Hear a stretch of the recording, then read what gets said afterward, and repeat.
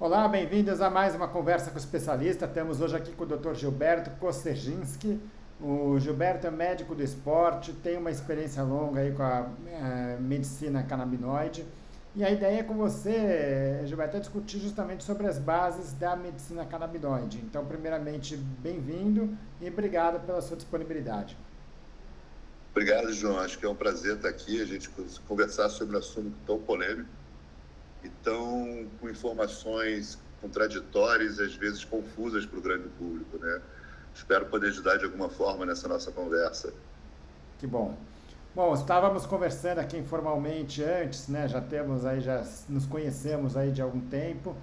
E a ideia é trazer também um pouco, né? Acho que como a gente pode ter aqui um público que seja mais o entusiasta, os ativistas aí da parte do cannabis, outros mais talvez até o ponto contrário, contra esse tipo de tratamento na área médica. Então é uma área que gera muita controvérsia atualmente, né? Para alguns aquela coisa que serve para tudo, que talvez até se aproximando mais desse lado ativista e menos médico, né? E obviamente que existe um equilíbrio aí no meio. Então é isso que a gente vai tentar buscar, entender como que funciona, como que ela age e aonde que a gente pode ter um espaço aí para ela estar atuando dentro de uma medicina tradicional, né? Então, a primeira coisa que a gente precisa saber para isso é entender um pouco sobre o que é o sistema endocannabinoide, como é que ele funciona. Você pode me explicar um pouquinho como é que é isso? Claro, né? O sistema endocannabinoide foi recentemente descrito. Quando eu falo recente, não tem mais de 40 anos. Foi no final da década de 80 e no começo da década de 90, um pesquisador israelense que descreveu a molécula do canabidiol na década de 60, já faleceu tem cerca de 2 anos, o professor Rafael Merolan, que é um cientista israelense. Ele foi estudioso eterno da cannabis e ele descobriu esse grande sistema, que é o sistema do canabinoide, através de estudos de receptores do sistema endocannabinoide e receptores órfãos, os vaniloides, os de proteínas G acoplada, né? Então, ele começou a estudar e definiu características específicas desse sistema e descreveu ele na década de 90. E o que seria esse sistema endocannabinoide, né? Ele seria um sistema modulador, como o sistema nervoso, como o sistema endócrino, como o sistema imunológico, só que ele está um pouco acima na hierarquia. Ele é o grande maestro desses 3 sistemas abaixo, né? Então, todos os seres vivos de uma hidra, a nós que somos considerados seres complexos dentro da natureza, temos esse sistema do canabinoide como um sistema maestro dos demais sistemas. Então, ele é mais ou menos isso, como se fosse uma orquestra, e ele é o maestro para trazer harmonia a essa orquestra.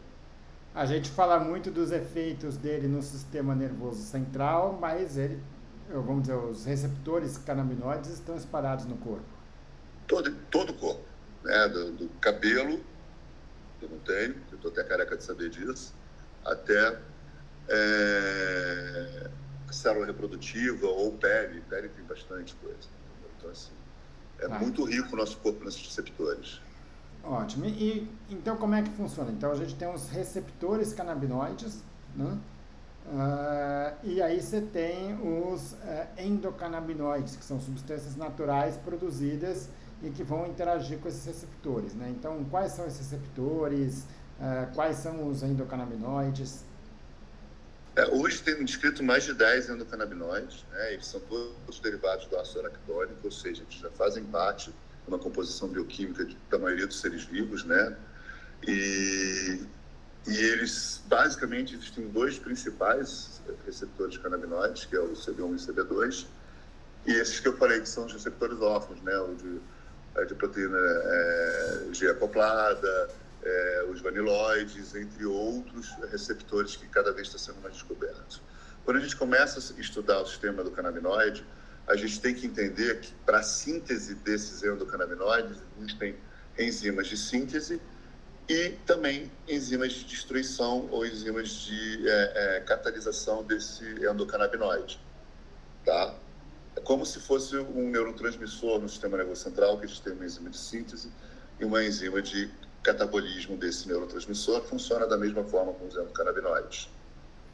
Então, E quando a gente vai falar dos endocannabinoides, eu vou te citar 3 mais estudados, que é a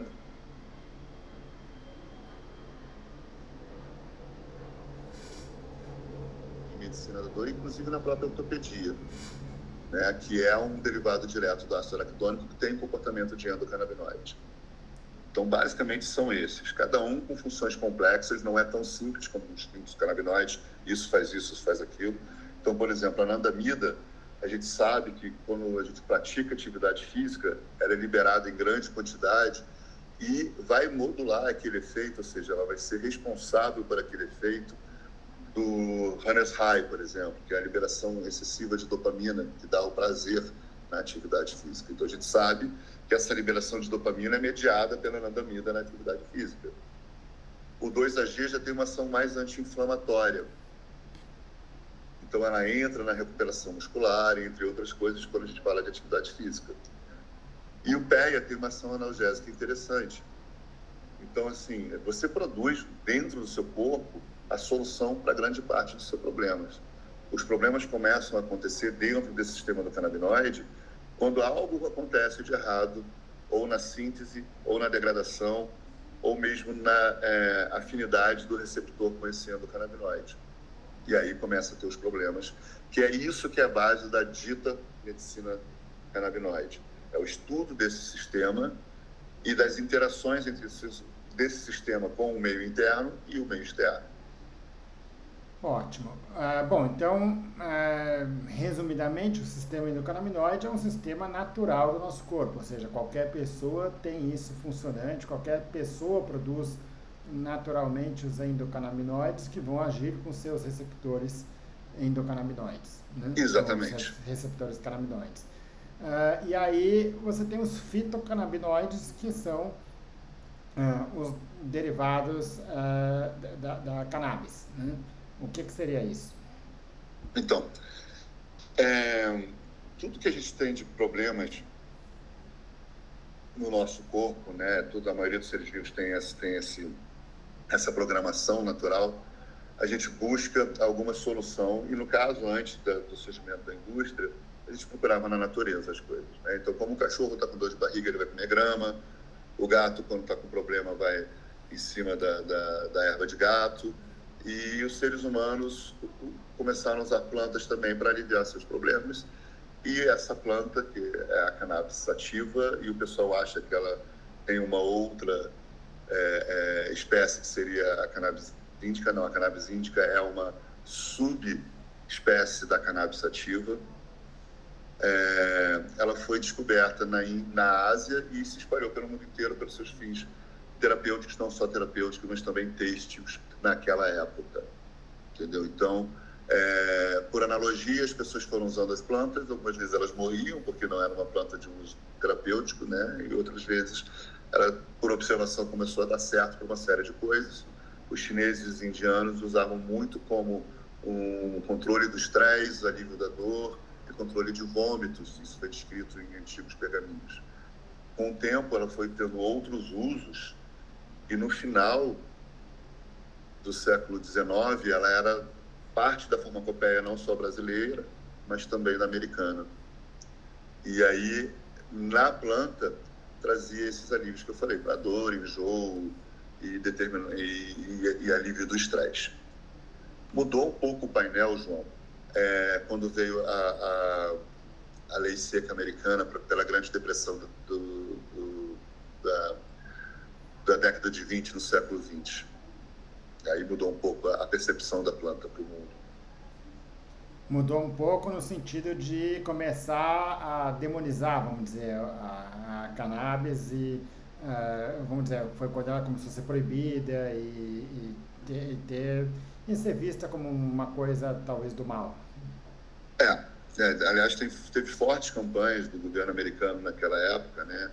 E o americano é muito bom de publicidade e propaganda, né? Então, eles começaram a associar o uso da cannabis como uma coisa de pessoas que eles chamavam de degeneradas, né? De pessoas que estavam à margem da lei ou pessoas de nível social mais baixo que usavam aquilo como uma forma de evitar o trabalho. numa época que os Estados Unidos precisava de uma força de trabalho. Bom, algo que continua até hoje de alguma forma, né? Essa visão, vamos dizer assim. Né, que era usada como uma forma de trazer alívio ao estresse, como o álcool era usado também, como o ópio também naquela época era usado, e ela acabou entrando na lista de proibição da farmacopeia americana, e os Estados Unidos começou a convencer o mundo que realmente aquilo era uma droga perigosa à saúde.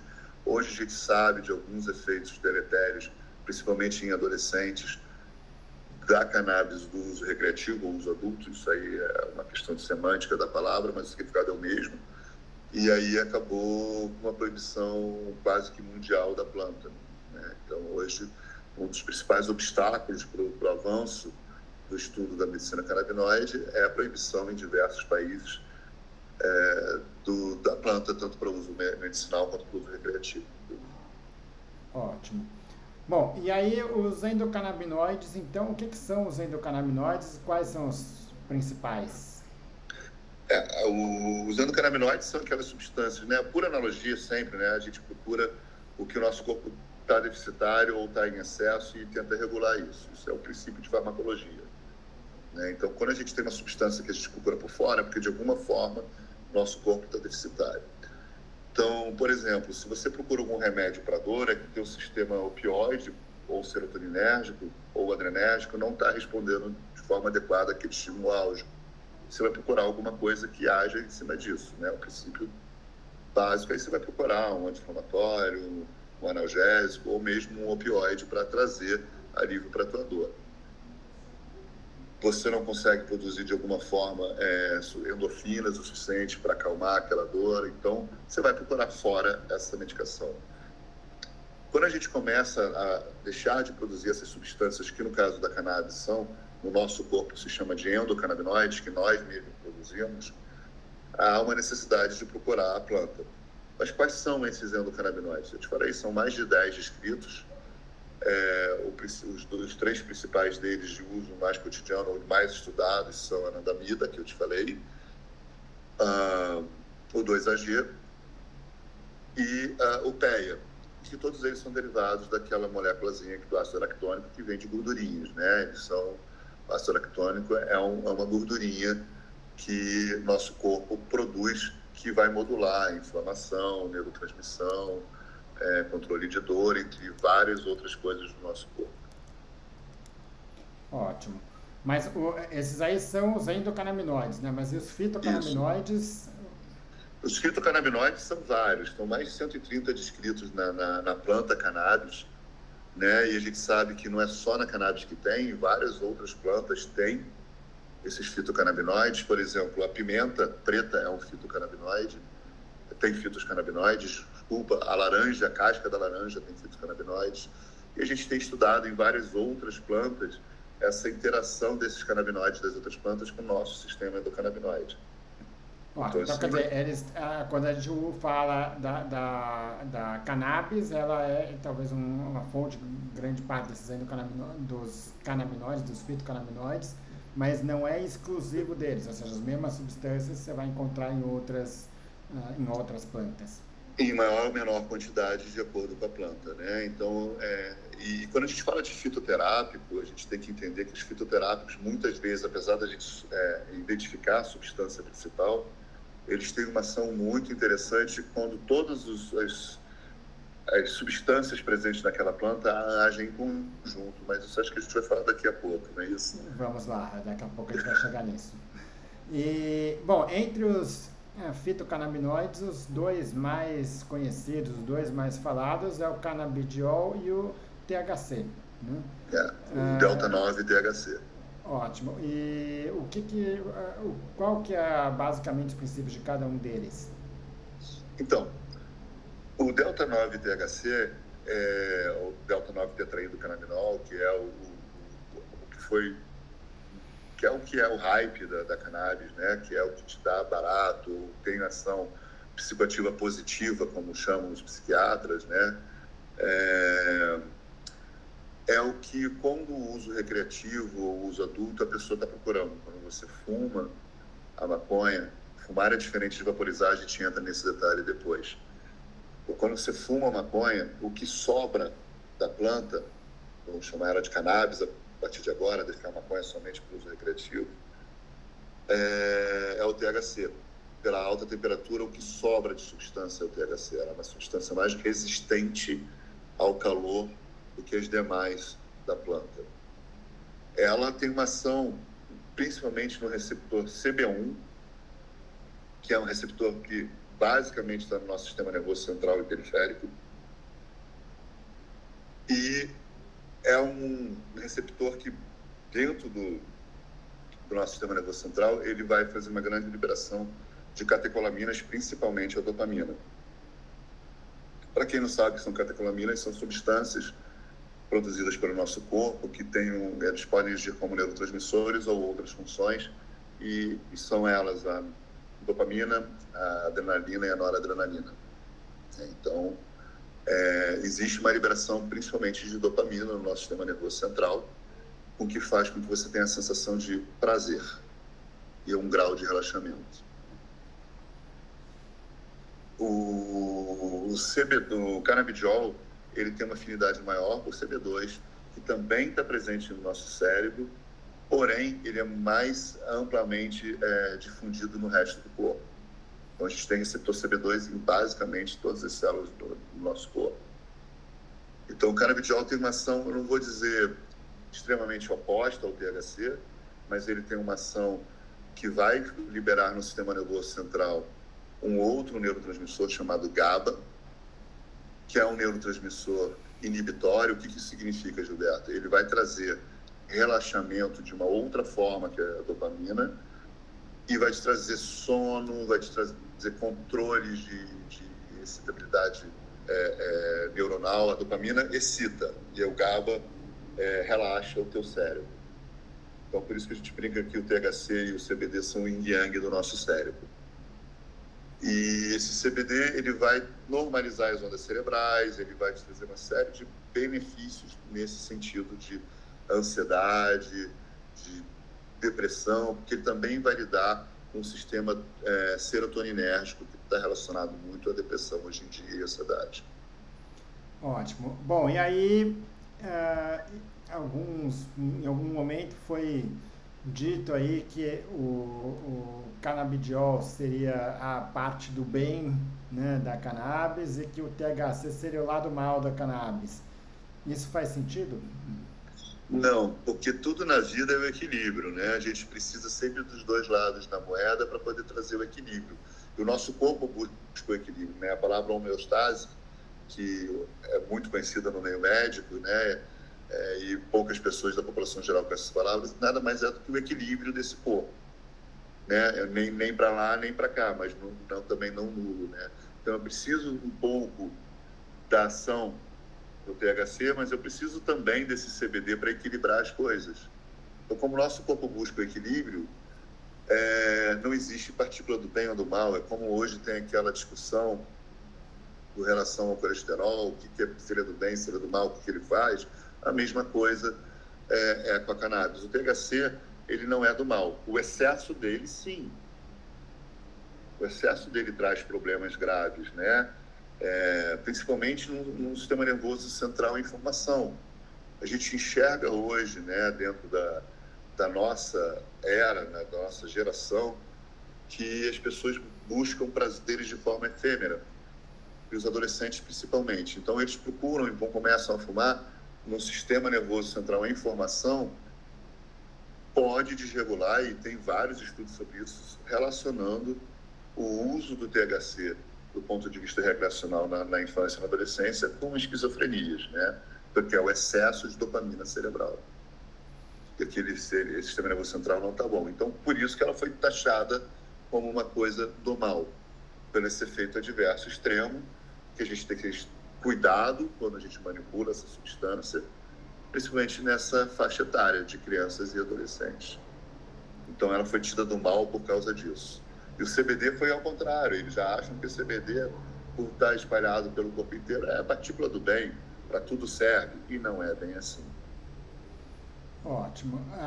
Quando você fala nessa interação entre as substâncias, é descrito um efeito chamado de efeito entourage, né? O que seria isso? Então, o efeito entourage, traduzido para o português, efeito comitiva, é que é uma característica de todos os fitoterápicos. Então, o maracujá, que é o fitoterápico, que é a principal substância que traz calma, quando você isola ela, você tem uma menos eficiência do que quando você usa o produto in natura. Tá? Mesma coisa da cannabis, mesma coisa de outros fitoterápicos conhecidos aí pelo mundo, que quando a gente só usa a parte terapêutica específica, ela tem uma menor eficiência quando um conjunto da planta como um todo. Na cannabis funciona assim. Esse efeito comitivo por exemplo, quando a gente lê que a gente está com um óleo que a gente chama de full spectrum, depois eu posso entrar em detalhes com você dos tipos de representação do mercado.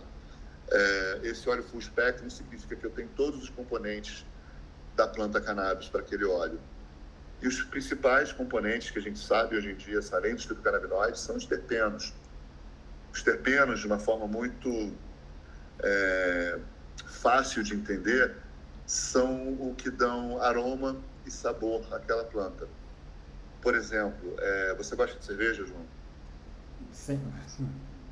Não muito. Mas tem gente que gosta de cerveja, né?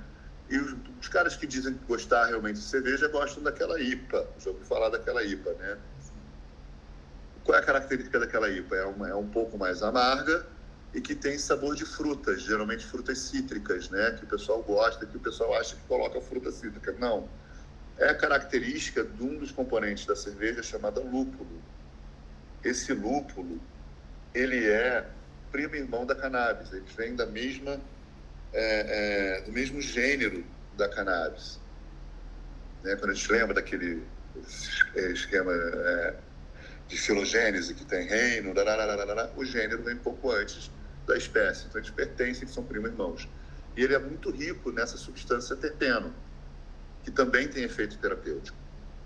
Então, quando a gente fala do efeito entourage, é juntar todos aqueles 130 fitocannabinoides, mais os terpenos, mais outras substâncias, para potencializar, por exemplo, o CBD, que seria ele uma substância mais abundante naquele determinado óleo. Então, por uma série de características farmacoquímicas já estudadas, eu potencializo o efeito daquela substância principal através das outras substâncias, e isso é comum a todos os fitoterápicos, não só a cannabis medicinal, e por isso o efeito comitivo. De uma forma muito simples, como você estivesse andando, você sozinho, João, andando dentro do túnel, ou um trem entrando dentro do túnel. Qual dos dois é mais rápido, mais eficiente e mais disponível dentro daquele túnel? Quem ocupa a totalidade daquele túnel? Você sozinho ou o trem? Certo. Isso é efeito comitivo. Tá bom. Bom, a gente sabe que a maconha, por mais que a maconha seja proibida aqui no Brasil, que o seu uso está muito disseminado, né? E muitas vezes essas pessoas que fazem uso ou que fizeram uso, que vamos dizer, que defendem o uso, a liberação até do uso da maconha, acaba vendo com bons olhos a medicina canabinoide, muitas vezes até buscam isso com aquela expectativa de que, pô, isso vai me dar um barato, Isso acontece, não? No consultório, olha, no começo era muito frequente. O usuário recreativo procurar achando que a gente vai dar uma cartinha para ele ter o habeas corpus para ele plantar em casa. Entendeu? E não funciona dessa forma, né? Apesar de hoje a gente usar cannabis para tratar dependência química, sim, causa dependência química, a maconha, o pessoal buscava o THC ali, não buscava a parte medicinal. E a gente vê muito isso no esporte, a pessoa usar argumentos subjetivos para poder usar a cannabis de forma recreativa e não medicinal para o esporte. A gente tem vários casos de doping e de mau uso da cannabis por causa disso no esporte. Porque na cabeça das pessoas eu estou legalizando um ato ilícito meu a partir do uso medicinal dela. Era muito comum Os pacientes chegavam, a gente falava, olha, não consigo, não vou te prescrever, você não tem indicação formal, mas se você quiser parar com o hábito, eu posso prescrever cannabis medicinal de uma outra forma, para a qual a gente consiga, aos poucos, te ver livre do hábito maléfico, e eu tenho que deixar claro que é maléfico para o nosso corpo, do fumar a maconha. E aí daí que a gente divide maconha em cannabis medicinal. Ótimo. E basicamente, se não vai ter esses efeitos psicotrópicos ou vai ter isso de uma forma mais atenuada por conta da concentração do THC, ou é porque o fumo vai tirar outras substâncias? Por que isso? Então, quando você fuma aquilo que a gente falou no começo, eu queimo todas as outras substâncias de valor terapêutico para o ser humano, né? Só deixando o delta-9 THC, que tem essa ação de liberação forte de dopamina e que traz a sensação de bem-estar. Ou seja, você vai tirar aquele efeito encoraje que você falou, efeito comitiva, e vai potencializar os efeitos, vamos dizer que do ponto de vista médico, são indesejados da cannabis. Ela pode ser desejada em raras situações, como uma dor oncológica, ou uma dor de difícil controle. Sim. Mas não é o caso da pessoa que procura no consultório. Geralmente ela vai com o intuito de oficializar o uso recreativo, né? E quando a gente faz a transição do uso recreativo para o medicinal com o intuito de tirar o vício, a gente faz controle de danos, a gente dá um pouco a mais de THC para essa pessoa para não ter o efeito da retirada da química, e o próprio CBD vai tirando aos poucos a vontade daquele indivíduo do uso do THC. Então a gente faz geralmente uma solução 1:1 de THC e CBD para começar e vai reduzindo a concentração do THC de forma gradativa até que só fique o CBD, ou muito pouco de THC. Então a gente, como se fosse tirar a sensibilidade excessiva dos receptores de THC e trazer os receptores de CBD como principais agentes desse equilíbrio do organismo daquela pessoa que procura o THC. Se a gente for entrar em detalhes nisso, tem um colega psiquiatra que ele fala que não existe o uso recreativo, existe a pessoa que procura aquela substância como forma de aliviar os seus problemas.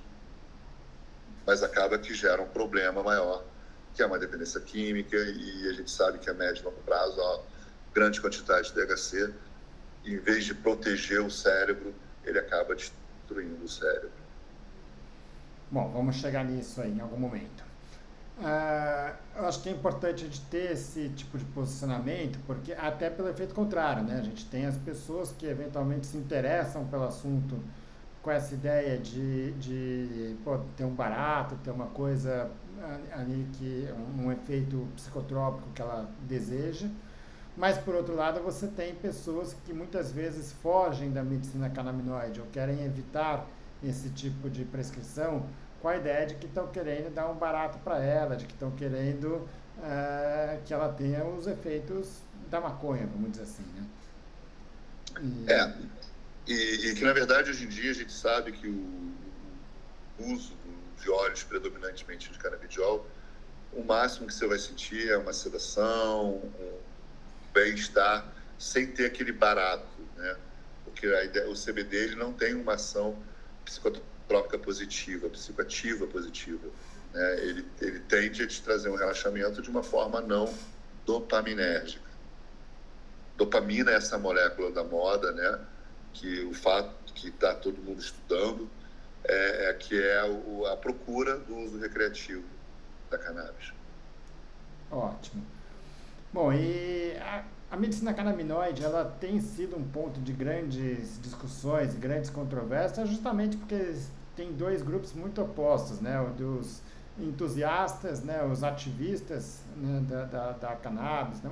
E, por outro lado, pessoas que talvez façam o ativismo oposto, né? De que, olha, isso aqui é uma droga, isso aqui é aquele lado que você disse do governo americano de fazer uma campanha de demonizar a maconha, né? E o CFM, o Conselho Federal de Medicina, tem sido um freio importante no desenvolvimento, né, da medicina canabinoide. Alguns pontos, não estou falando que está certo ou que está errado, estou só dizendo que ele é um freio, né? E ele aprova, atualmente, se não me engano, me corrija se eu estou errado isso, mas ele realmente aprova o uso médico dela para o tratamento da epilepsia refratária a outros métodos de tratamento, né? Em outras indicações, a posição do CFM é de que não existem evidências suficientes de que para apoiar o uso dessas substâncias, né? Para aqueles que são entusiastas aí da medicina canabinoide, já vê aí mais de 20 condições médicas que podem ser tratadas por meio dos canabinoides. Então, por que tem tanta disparidade entre essas posições? O que faz com que um grupo fale, olha, isso não serve para nada, e o outro fala que serve para tudo? Eu não consigo estar na cabeça dos nossos conselheiros, e também eu não consigo estar na cabeça do outro lado. Eu vou dizer uma visão minha como médico, né? E sim, existem evidências, algumas evidências muito robustas de outras patologias a serem tratadas, né? Porque cada vez mais tem se estudado esse sistema e essas interações farmacológicas desse sistema. Existem meta-análises robustas, etc. Existe também um tradicionalismo de alguns conselheiros nossos que julga por base em evidencialismo, né?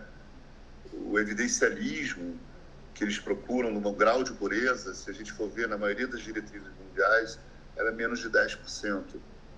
Né? Você ter um grau de evidência A, e na maioria das diretrizes, ela é muito rara. Ela é muito rara. Então, eu não sei dizer o que levou eles a crerem que só existem evidências robustas para as síndromes convulsivas refratárias, como Davé, Lennox-Gastaut, essas coisas todas, né? Então, a gente não entende isso, mas eu entendo que o Conselho Federal de Medicina ele tem uma importância e regulação para o uso equivocado dessa ferramenta tão importante que é a cannabis medicinal, né? Então, é claro que existe um certo conflito de interesses entre dois grupos, um que quer a liberação total e restrita da planta, e o outro que tem um modelo mais tradicionalista, conservador, que acha que os estudos que chegam a eles de relevância são somente para ser convulsivas. A Anvisa era super legal ao Conselho, né? Ela que disse essa ferramenta e o uso dessa ferramenta pode ser usado para isso ou para aquilo. A Anvisa já entendeu que é muito maior as indicações da cannabis medicinal do que somente aquelas restritas ao CFM.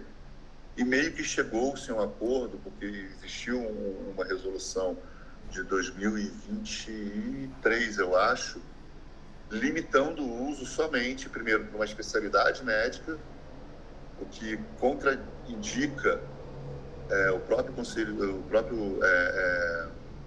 Código de Ética Médica, que fala que nós médicos somos responsáveis pelo uso de qualquer forma terapêutica, de cirurgia, prescrição, que a gente faz ao nosso paciente e sem restrições a especialidades, né? Então, um recém-formado, teoricamente, ele pode fazer o que ele quiser, ele só vai assumir o risco disso para ele. Está no Código de Ética Médica. Quando o Conselho manda uma resolução dizendo que somente tal e tal especialidade pode usar o produto, ele está contradizendo o próprio Código de Ética Médica, que é como se fosse a Constituição Federal para nós médicos. Então, tem esse aspecto jurídico que foi argumentado pela outra parte, né, que é a liberação restrita. A Anvisa entende que existem indicações, sim, on-label, e existem indicações off-label, todas elas documentadas em artigos e algum grau de evidência. A preocupação maior que a gente tem que ter não são as indicações, mas o grau de segurança terapêutica que essa ferramenta traz ao indivíduo. Como é a biodisponibilidade, as questões de farmacocinética e farmacodinâmica, e se isso vai trazer algum malefício dentro do uso terapêutico para as diversas indicações que ela tem. Então, a discussão que a gente tem que ter é uma droga segura, sim ou não? Ela vai trazer mais benefícios do que prejuízo, sim ou não? E como eu vou reger o uso off-label e o uso on-label disso? É um pouco mais complexa esse cenário do que simplesmente CFM contra os ativistas. E tem muita coisa por trás disso que foge a minha compreensão e com certeza foge a compreensão da maioria dos médicos que fazem o uso correto dessa ferramenta. Não sei se foi claro com isso. Sim, sem dúvidas. Acho que foi claro até onde é possível, né? Porque, na verdade, é um ponto que eu acho que para qualquer pessoa, às vezes, fica dúvidas na cabeça, fica aberto, não tem, é o que você disse, não tem como entrar na cabeça dessas pessoas, né? E, obviamente, que existem aí ferramentas e mais do que isso, quer dizer, existem, muitas vezes você vai nas próprias diretrizes, né, de internacionais, quando você pega tratamento de sono, quando você pega tratamento de ansiedade, muitas vezes você não vai ter ali ainda a cannabis como uma droga de primeira linha, de primeira escolha, né? E outro ponto que a gente tem que considerar quando você fala em prescrição é que eventualmente você possa estar usando isso em substituição a uma droga que tenha um efeito já mais comprovado, né, em termos de estudos, de evidências médicas, pelo que o Conselho considera evidências médicas robustas, né? Isso você acha que é válido? A cannabis, de uma forma geral, ela é dificilmente usada como primeira linha terapêutica. Vários motivos, né? Primeiro, você tem evidências mais robustas provando o benefício de uma outra substância e a evidência da cannabis não é tão forte, eu sempre vou preferir a que tem maior evidência, claro.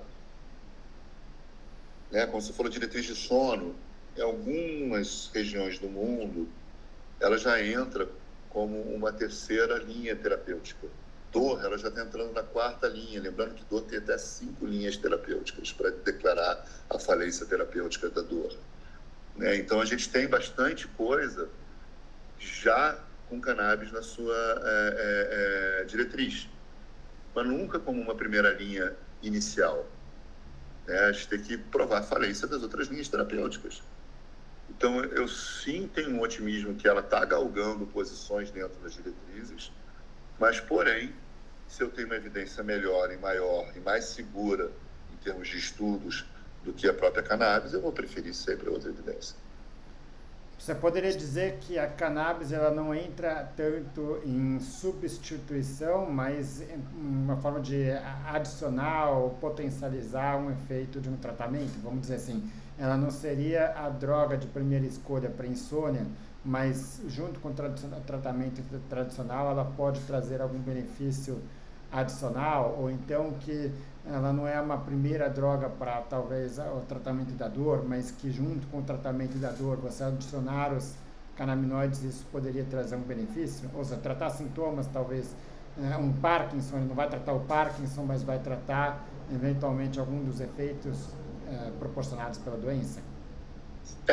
Quando a gente fala de doenças crônicas e neurodegenerativas, a maioria dos tratamentos eles são de paliação e não de cura, né? Ou de alívio de sintomas mais importantes, né? Quando a gente fala de Parkinson, é uma doença neurodegenerativa. Não existe uma cura aparente para o Parkinson. Você já destruiu aquele neurônio e não volta mais. Mas sim, no caso da cannabis, ela traz uma série de alívios e ela tem menos efeitos adversos do que muitas drogas de primeira escolha. Mas ela nunca, jamais deve ser usada como primeira escolha, porque você tem todo um caminho a ser seguido.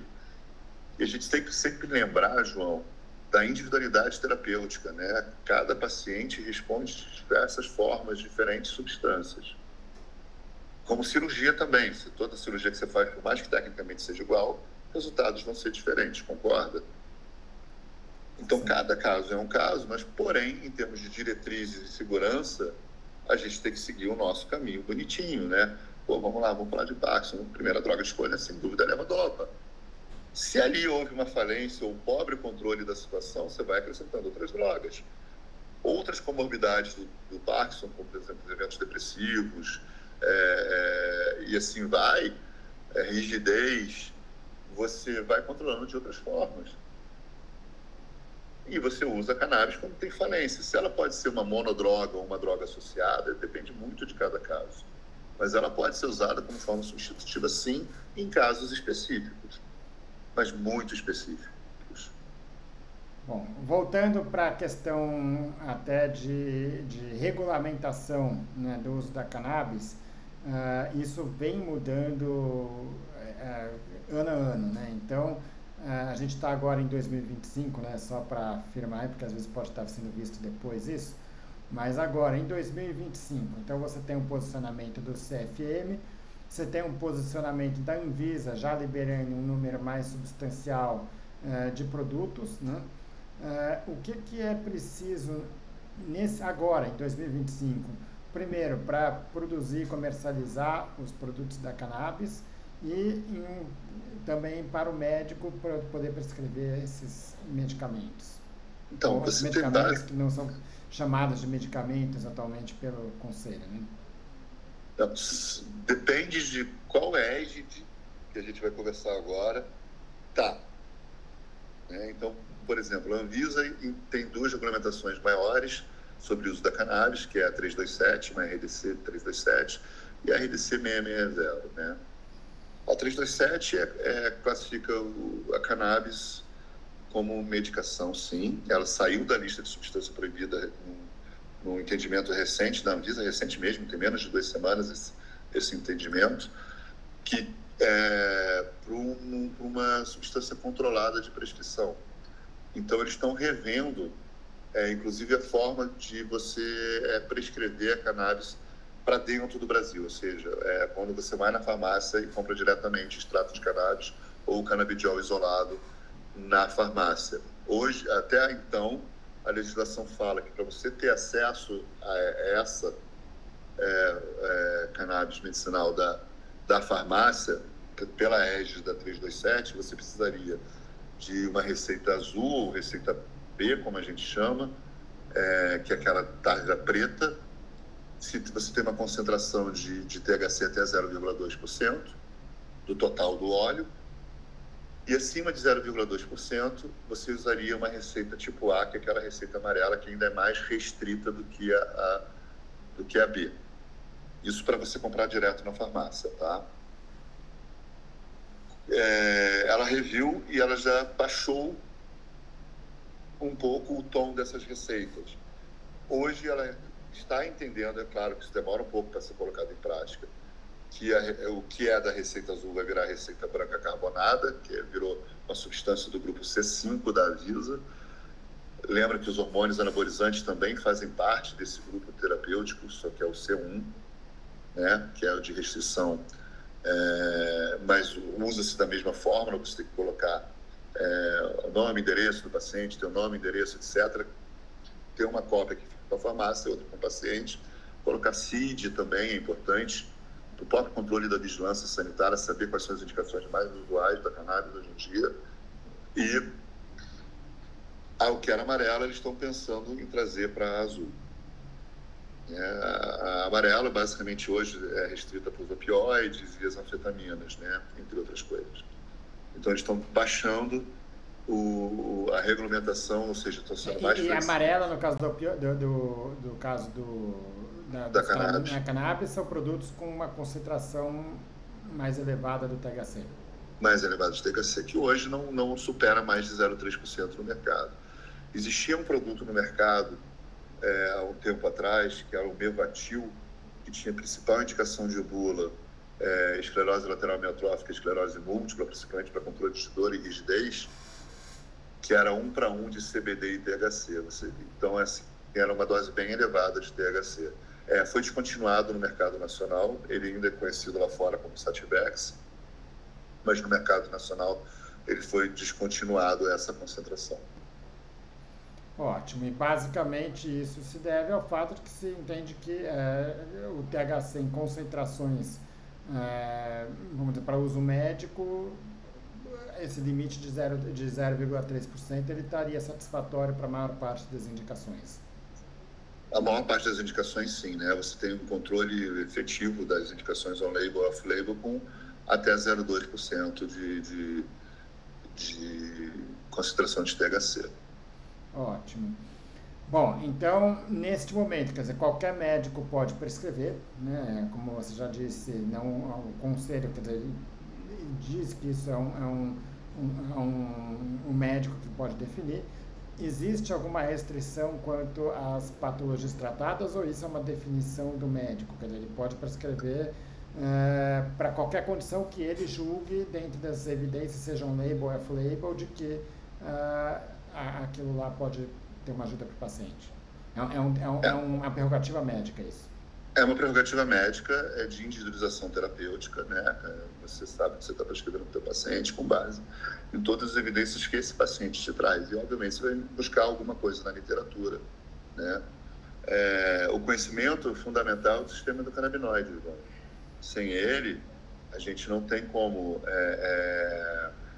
prescrever qualquer coisa. Então, tem que entender do sistema endocannabinoide, entender o potencial daquela planta para aquela determinada patologia ou queixa do paciente. Aí é um pouco a discussão que a gente teve, que estamos tendo, né, de ver as indicações. Agora, do ponto de vista legal, qualquer médico pode prescrever, compara os produtos com concentração de até 0,3% de THC, que é a grande maioria dos produtos, basta uma receita branca para isso, né?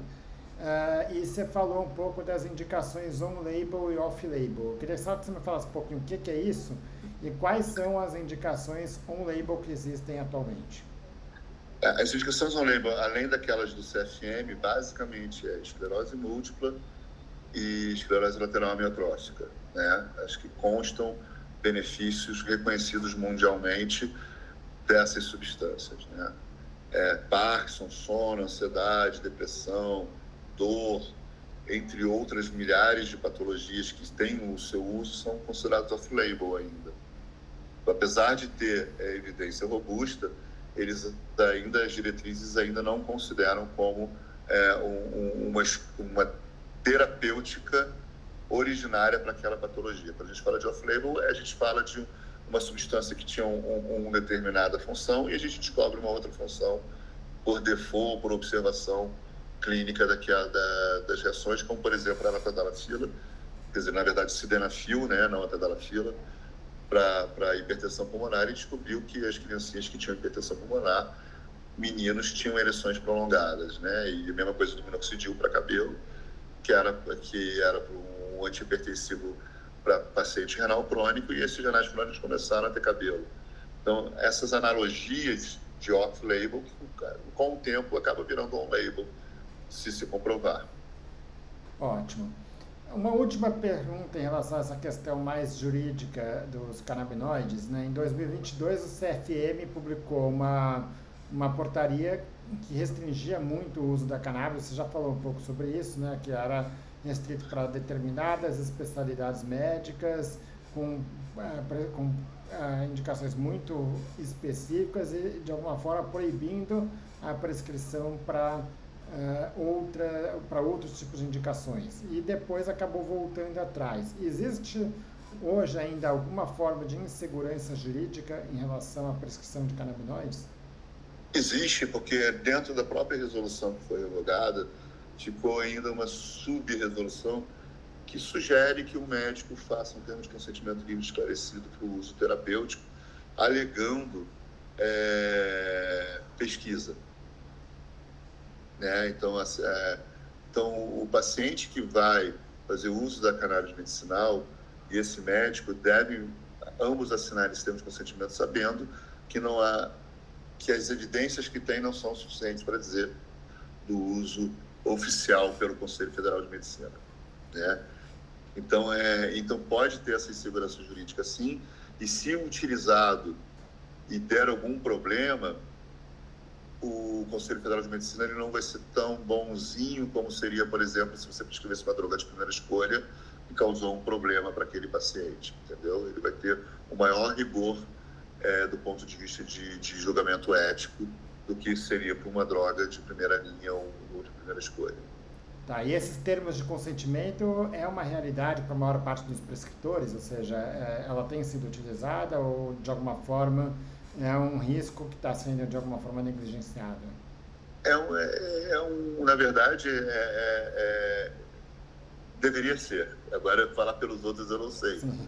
Essa orientação Tá, que a gente tem. na prática não é uma coisa de rotina que se faça. Não é uma coisa de rotina, e eu acho que a gente falou de duas formas regulatórias, a gente só falou de uma, que é a 327, que é da farmácia, mas tem outras, tem a 660, que é do uso compassível, que é da importação do produto, e existem outras formas que a Anvisa não vê com bons olhos, como as associações ou o plantio por habeas corpus.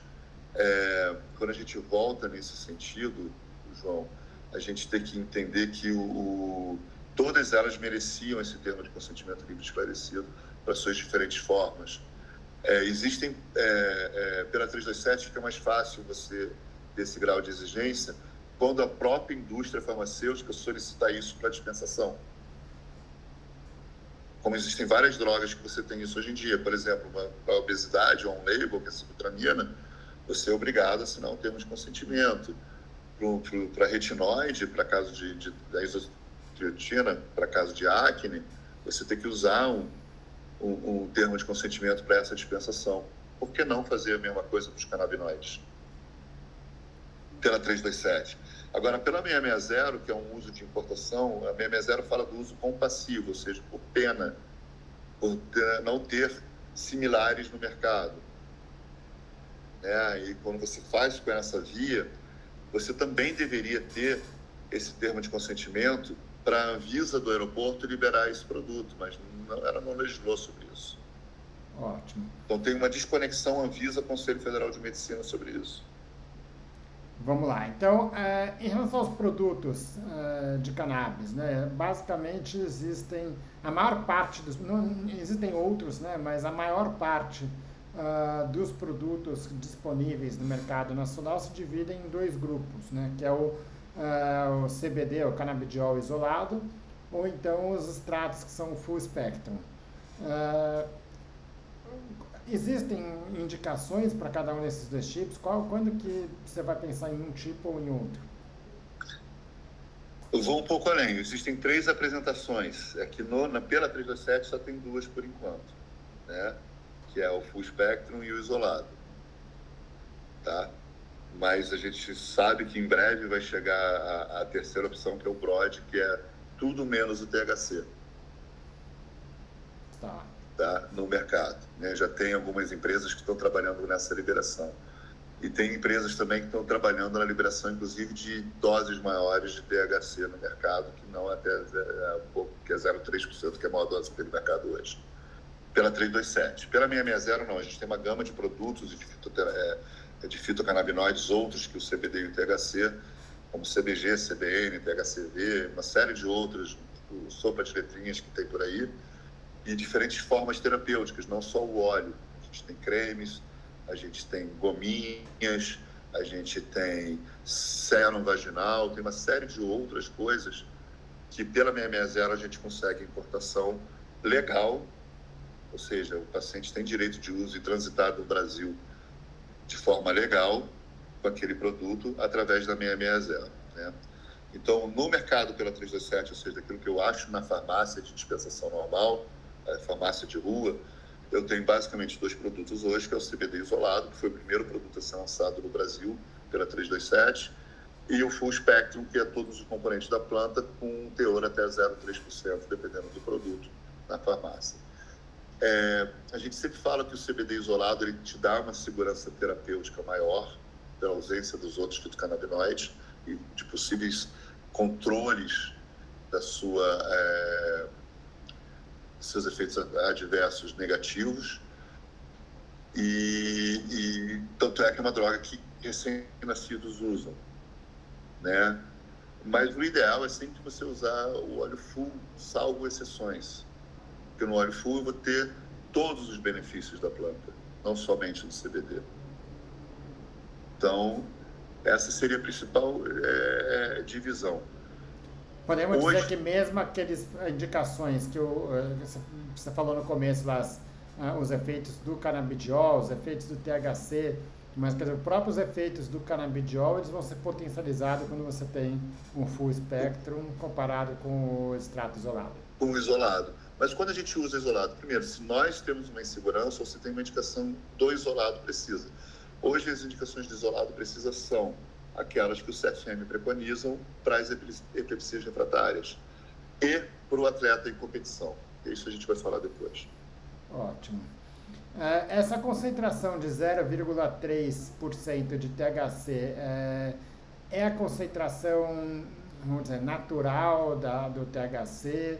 Ela é suficiente para ter os efeitos positivos dela? Ou olha, isso é de fato uma limitação que talvez pudesse ter algum benefício em aumentar essa concentração? Então, quando a gente fala de 0,3% de THC, você está procurando plantas específicas com essa concentração. Existem dentro da espécie cannabis sativa diversas subespécies que no meio canábico a gente chama de strains. Então você tem vários subtipos de cannabis com diferentes concentrações de seus fitocannabinoides. Quando eu falo que eu quero um óleo full spectrum com até 0,3%, são plantas específicas que produzem até 0,3% de THC. Na natureza é um pouco mais difícil de achar essa concentração. Então são plantas geneticamente modificadas por cruzamentos diversos que servem o propósito de ter essa concentração de THC. Quando a gente procura um produto de um óleo full spectrum, ou seja, com todos os componentes, ou de um óleo broad, com todos os componentes menos o THC, a gente deve procurar o certificado de análise desse produto e entender quais são os canabinoides que pertencem em concentrações diferentes ali. Diferentes concentrações, pelo entendimento do sistema endocannabinoide, eu tenho diferentes indicações. Ótimo. Existe risco de abuso com os fitocannabinoides? Ou seja, eles podem causar dependência? Como é que funciona isso? É pouco provável que cause, na verdade deve ser raríssimo, a causa da dependência dos fitocannabinoides dentro dos moldes da 327, por causa das concentrações baixas de THC. O que causa a dependência química são os THCs, né? O delta 9, o delta 8, alguns dizem delta 12, que são subprodutos do THC. Entendeu? O delta 8, inclusive, foi recomendado pelo FDA e pelo CDC como uma forma não desejável de consumo. O delta 9, sim.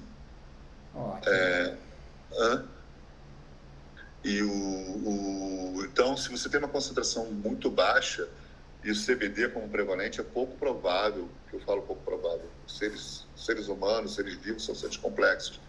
Afirmar que vai dar 100% ou 0% é uma temeridade médica. Não existe nada 100% na medicina, não existe nada 0% na medicina. Então, afirmar que nunca vai ter, eu vou estar sendo leviano. É possível que um caso em 1 milhão aconteça. Ótimo. E aí tem que lembrar que a gente está usando eles, talvez diminuindo dose ou tirando medicamentos que a medicina tradicional também causa dependência. Então, você pega um exemplo clássico disso, seria os opioides, né? Que são medicamentos muito usados para dor e que tem um risco muito maior de dependência. Eu consigo muito mais fácil fazer uma retirada de uma dependência de THC do que do opioide, por exemplo. A literatura era muito fácil, porque o meu controle de danos com THC é muito mais tranquilo do que com opioide. Ótimo. E sinais de abstinência são comuns quando você tira os canabinoides? Os canabinoides per si não, mas o THC sim. Tá. Eu tenho a pessoa que fica um pouco mais ansiosa, a pessoa que tem sinais de irritabilidade, de fog mental contínuo, entendeu? Então ela busca o THC para aliviar esses sintomas dela, entendeu? Muito bem.